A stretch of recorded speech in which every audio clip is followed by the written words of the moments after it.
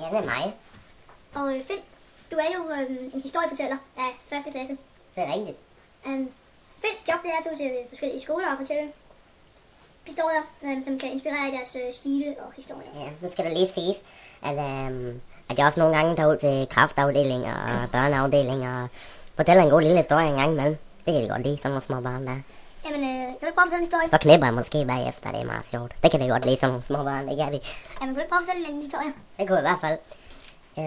Jeg vil godt fortælle historien om Veronica. Ja, du var i gang. Veronica, du skal sove nu, sagde mor til Veronica. Veronica var sur. Hun ville hellere se mere Disney-show. Men det måtte Veronica ikke, sagde mor. Nu skal du sove. Du skal op i morgen. Vi skal lave børneporno, sagde mor.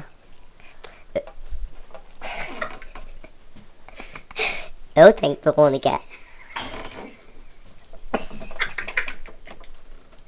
Det var da ærgerligt. Hun troede, hun skulle lege med sit hamster Fifi i morgen. Men Veronica var nødt til at gå ind og sove. Hun skulle være frisk til næste dag. De skulle jo op og lave børneporno. Og selvom Veronica hellere ville til Disney Show, så glædede hun sig meget til næste dag. Det var altid sjovt. Veronica snorkede. Og lå og sov for sig selv. Og så lige pludselig tænkte hun på noget meget mærkeligt. Det var som om det var helt virkeligt. Mor og far, de var blevet skåret hovederne af. Far, han havde fået skåret pækken af. Det var meget uhyggeligt. Veronica, hun græd lidt. Men hun vidste det ikke selv, fordi hun sov. Men det var stadig uhyggeligt. Og det der skete med mor og far, det var også uhyggeligt. Mor, hun fik revet fissen ud. Og det gjorde ondt. Hun sagde, af for fanden. Af for satan, sagde hun. Og far, han fik skåret bollerne af. Det gjorde pisse ondt, sagde han. Men det værste af det hele, det var, Veronica, hun drømte også, at hendes hamster Fifi, den var blevet knippet, og den var blevet død af det. Det var meget uhyggeligt, Veronica, hun græd rigtig meget. Veronica, hun græd. Ding-ling-ling, sagde klokken.